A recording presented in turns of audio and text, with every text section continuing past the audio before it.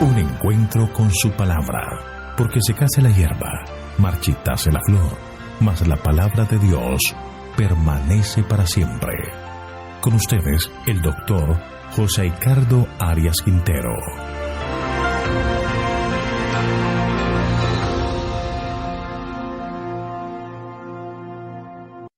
Vamos a estudiar Ezequiel capítulo 28, profecía contra el rey de Tiro.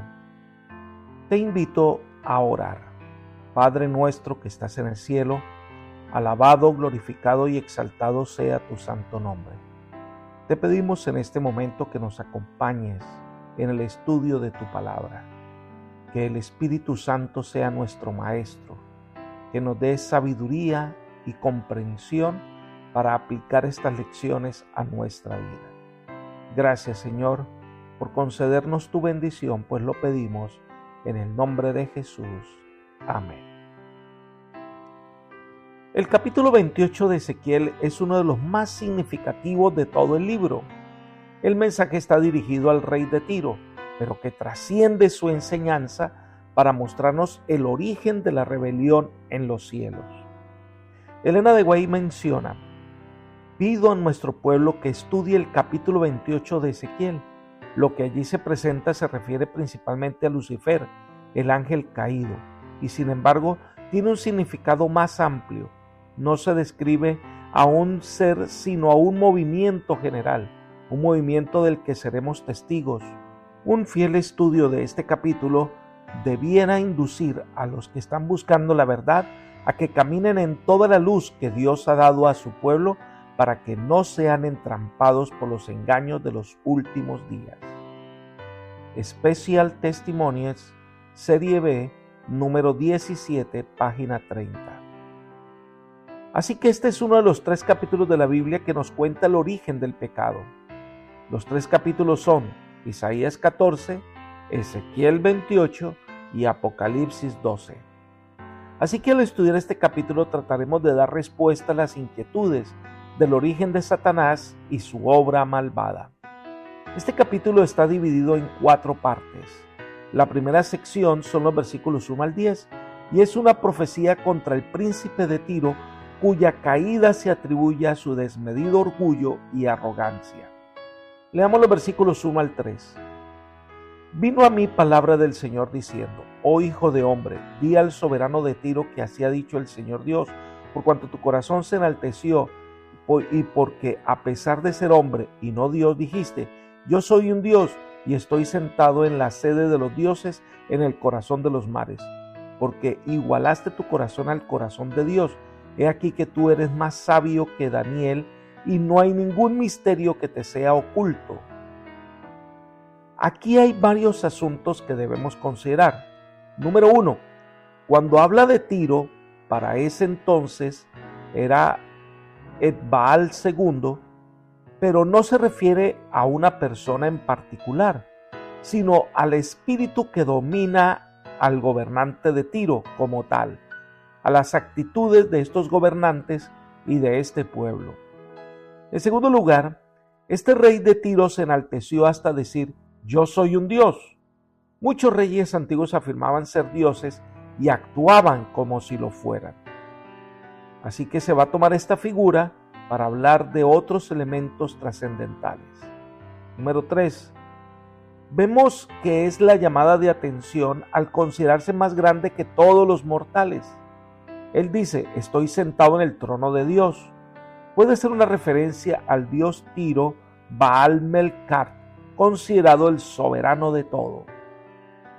En cuarto lugar, el profeta hace la pregunta: ¿eres tú acaso más sabio que Daniel?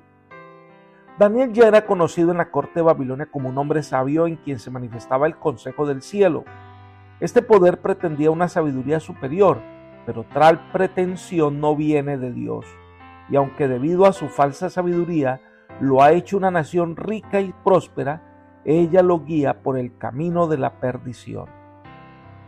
La realidad que vemos alrededor es que hay hombres hoy que menosprecian el mensaje divino y los mensajeros de salvación y creen poseer una gran sabiduría y prosperan, pero su camino es camino de muerte.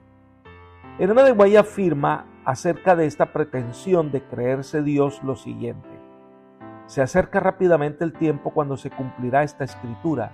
El mundo y las llamadas iglesias protestantes están en nuestro día colocándose al lado del hombre de pecado.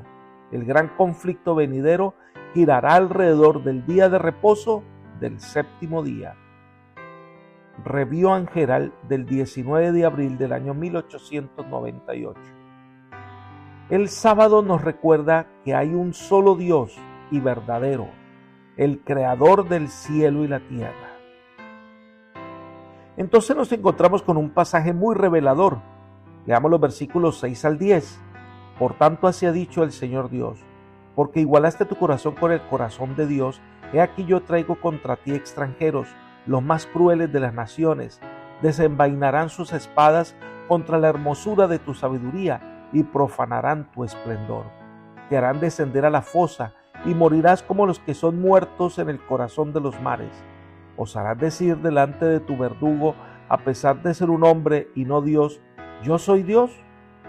En mano de quienes te atreviesen morirás a la manera de los incircuncisos, en mano de los extranjeros, porque yo he hablado, dice el Señor Dios. Una lectura de este pasaje revela que la descripción que hace de Tiro trasciende lo humano, porque viene la reprensión divina, porque tú eres un hombre y no Dios, y has puesto tu corazón como el corazón de un Dios. Indiscutiblemente, es en esta arrogancia que llega a ser símbolo de Satanás, que pretende, según Isaías capítulo 14, versículos 13 y 14, decir: tú que decías en tu corazón, subiré al cielo, en lo alto, junto a las estrellas de Dios levantaré mi trono, y en el monte del testimonio me sentaré a los lados del norte, sobre las alturas de las nubes subiré, y seré semejante al Altísimo. En este aspecto, Satanás pretendía el lugar y la gloria que le pertenecen únicamente a Dios. Esta nación, por su idolatría y su orgullo, pretendía una gloria por encima de todos los dioses. Este poder, que pretende ser un dios, es atacado y destruido por los extranjeros, que en este caso es una referencia a las fuerzas de Babilonia. Su poder, su pretendida sabiduría, lo único que hace es acelerar su destrucción. Pero este pasaje es un símbolo de la realidad de Satanás al final del milenio. En Apocalipsis capítulo 20, cuando todos los impíos reconozcan que realmente han pecado contra Dios, que su castigo es merecido por su rebelión, entonces Satanás pretende engañar otra vez a los malvados para atacar al Dios del cielo y la ciudad amada. Pero los impíos están llenos de odios contra Dios, pero se dan cuenta que no pueden vencer, que han sido engañados por Satanás. Entonces Elena de White narra lo siguiente: pero entre todos los innumerables millones a quienes indujo engañosamente a la rebelión, no hay ahora ninguno que reconozca su supremacía. Su poder ha concluido.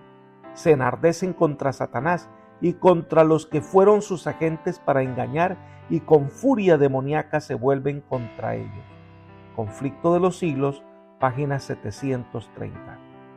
Dice la Escritura que desenvainarán sus espadas contra este ángel caído, pero Dios no permite que nadie lo toque, y desciende fuego del cielo y lo destruye a todos. Tal y cual como le pasó a Tiro, le sucederá a Satanás en el final de su rebelión contra Dios. Por eso dice que en manos de incircuncisos caerán, porque los fenicios, igual que los judíos, se circuncidaban y odiaban a los incircuncisos.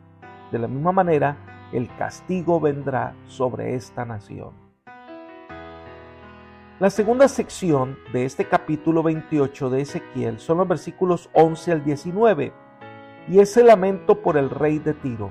Este pasaje nos presenta al verdadero rey de Tiro, es decir, a Satanás. Veamos los versículos 11 y 12. Entonces vino a mí palabra del Señor diciendo: oh hijo de hombre, entona un lamento por el rey de Tiro y dile que así ha dicho el Señor Dios: tú eras un modelo perfecto, lleno de sabiduría y de completa hermosura.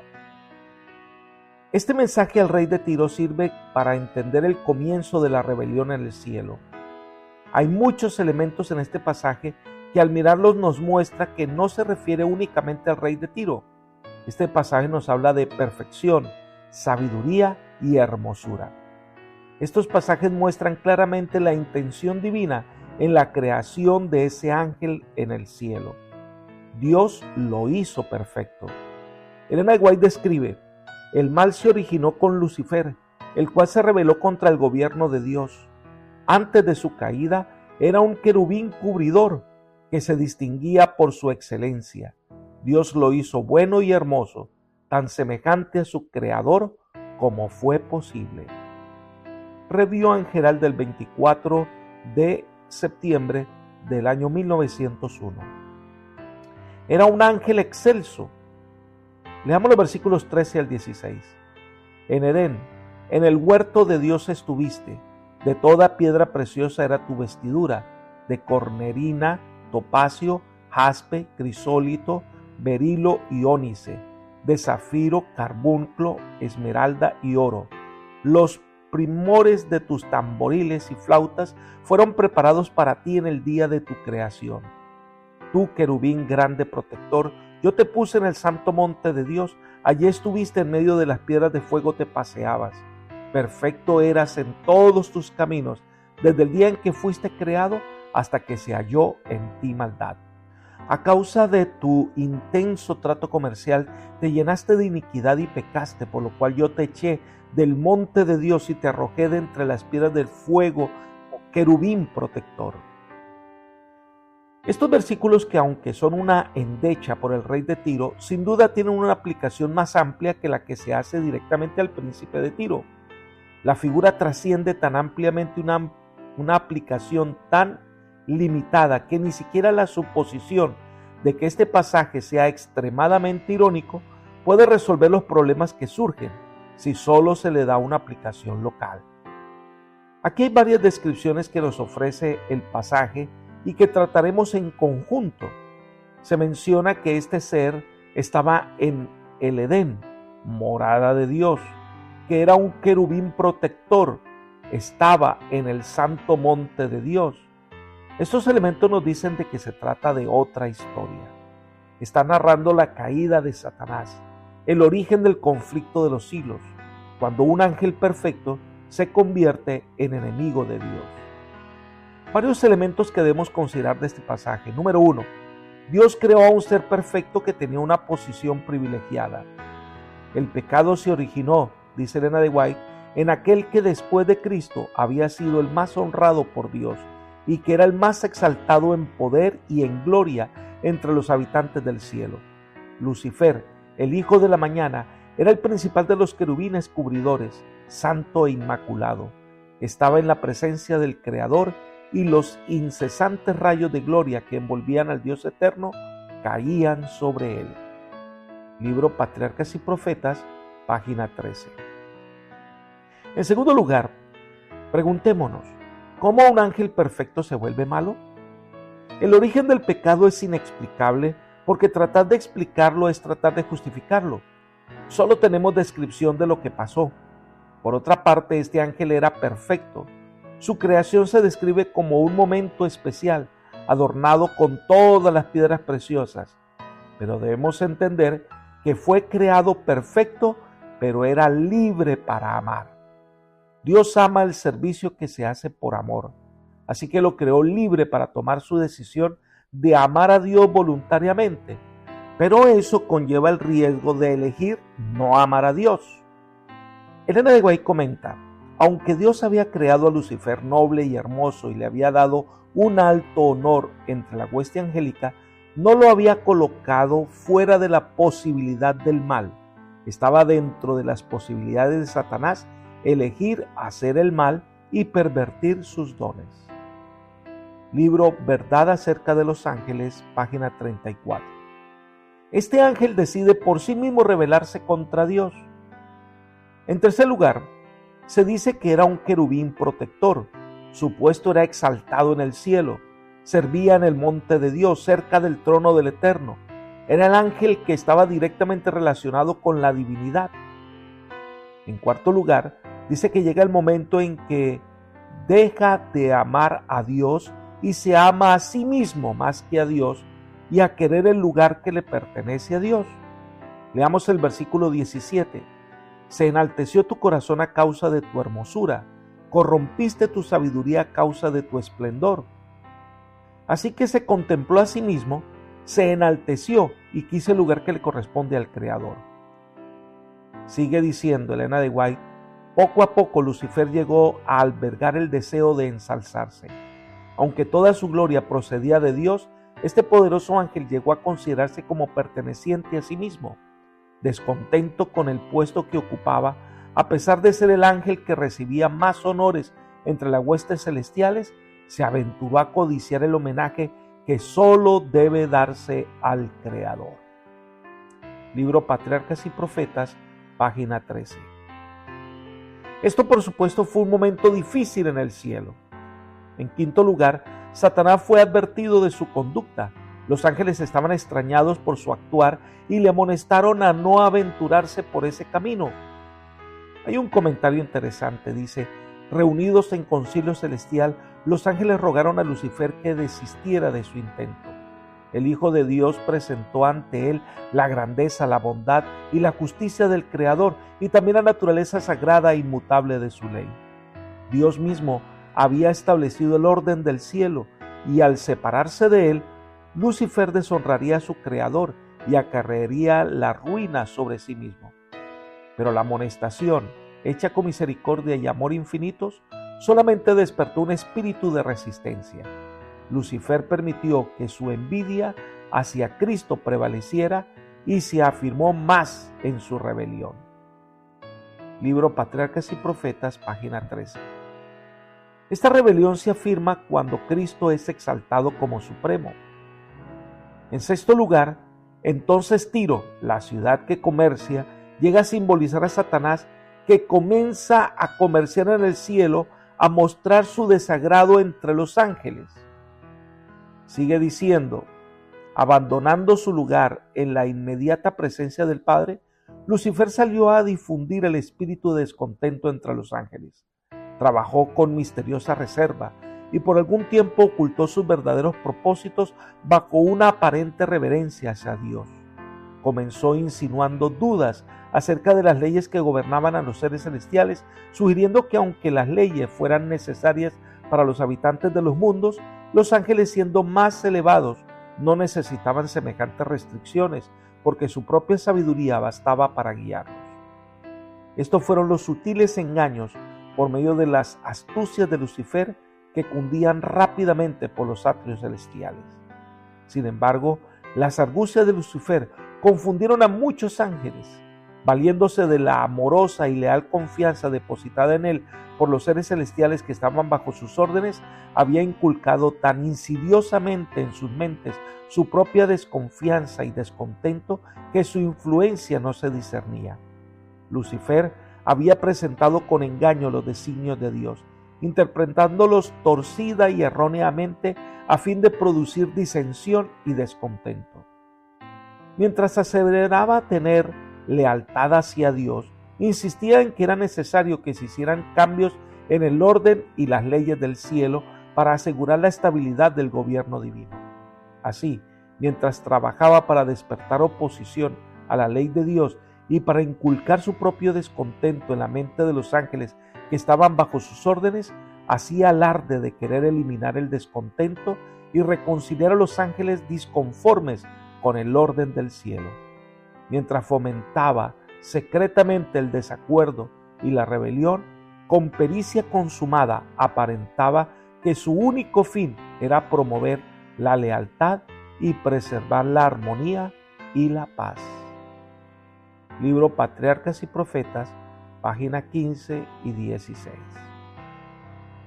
En séptimo lugar, esta conducta del ángel de Lucifer produjo una rebelión en el cielo que concluye con la expulsión de Satanás del cielo. En el versículo 17, la última parte dice, por lo cual yo te eché del monte de Dios, yo te arrojé por tierra y delante de los reyes te pondré por espectáculo.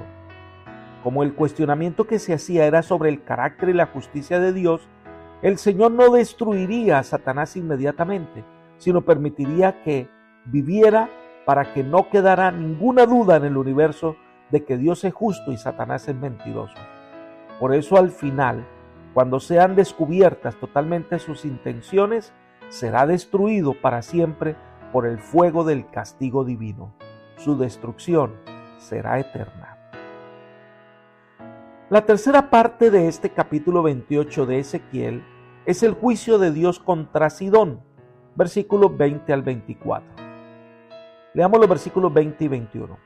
Entonces vino a mí palabra del Señor diciendo: Oh hijo de hombre, pon tu rostro hacia Sidón y profetiza contra ella. Sidón era una ciudad fenicia, fue la gran rival comercial de Tiro. Estuvo subordinada a Tiro, pero después del asedio de esta, logró crecer en importancia comercial. Después de la victoria parcial de Nabucodonosor sobre Tiro, la ciudad de Sidón se convirtió en la principal ciudad de los fenicios. Posteriormente fue tomada por los persas y por una rebelión fue destruida en el año 351 a.C. y pasó a ser parte del Imperio Romano. Sidón se había convertido en el centro de operaciones para el culto de Baal. Versículos 22 y 23. Dirás que así ha dicho el Señor Dios: Oh Sidón, he aquí que yo estoy contra ti y seré glorificado en medio de ti, y sabrán que yo soy el Señor cuando ejecute actos justicieros en medio de ella, y en ella yo muestre mi santidad. Le enviaré peste y sangre por sus plazas, los cadáveres caerán en medio de ella, y la espada estará alrededor de ella, y sabrán que yo soy el Señor. El vaticinio de Ezequiel no tenía nada de particular, pues solo se anuncia en general que será destruida. Quizás haya sido insertada este oráculo para contemplar el número septenario de los enemigos de Judá e Israel. Dios va a castigar a Sidón sin especificar su culpabilidad como en los otros oráculos. Y esa manifestación de la justicia divina redundará en honor a Dios. Dice el versículo: seré glorificado en medio de ti. Al castigar a los pueblos paganos, Jehová se glorifica en cuanto muestra su omnipotencia y su justicia. La destrucción de Sidón evidenciará que se cumplen las palabras de la profecía y que Dios será reconocido por su sabiduría y poder, y el Señor de todos los pueblos de la tierra. La cuarta y última sección de este capítulo 28 de Ezequiel son los versículos 25 y 26. Leamos. Así ha dicho el Señor Dios: cuando yo reúna a los de la casa de Israel de entre las naciones donde están dispersados, entonces en medio de ellos seré tratado como santo a la vista de las naciones, y habitarán en su tierra, la cual di a mi siervo Jacob. Habitarán seguros en ella, edificarán casas y plantarán viñas. Habitarán seguros cuando yo haya ejecutado actos justicieros alrededor de ellos, en medio de todos los que se desprecian, y sabrán que yo soy el Señor, su Dios. Esta es la promesa de restauración dada a Israel. Recordemos que cuando estas naciones hostiles a Israel sean destruidas, el pueblo de Dios será restablecido después del cautiverio y disfrutará de los privilegios que Dios les había prometido como pueblo. Y entonces se muestra que ellos volverán y edificarán casas y plantarán viñas. Estas son las promesas que aparecen en Isaías relacionadas con el cielo nuevo y la tierra nueva. Cuando Satanás sea destruido y todos los malos, Dios hará según sus promesas un cielo nuevo y una tierra nueva donde moran la justicia. El fin de los malvados es la liberación del pueblo de Dios. Dios nos dará una tierra donde no habrá dolor, muerte, ni llanto, ni clamor. El fin del mal y sus consecuencias será el momento del gozo y la alegría de los verdaderos hijos de Dios. Apreciados amigos y hermanos, recuerda que estas promesas de restauración, de vida y salvación son para ti también. Dios ha preparado mansiones para ti en el cielo y te dará un lugar en la tierra nueva para que vivas en paz. Pero esta promesa de Dios puede ser tuya hoy si aceptas a Cristo como tu Salvador personal. Solo Él tiene el poder para sacar al enemigo de tu corazón y establecer allí el reino de paz en tu vida. Por eso, Si oyereis hoy la voz del Señor, abre la puerta de tu corazón y entrega tu vida al Todopoderoso. Que el Señor te bendiga y te guarde y te guíe por sendas de paz, es mi oración por ti. Amén.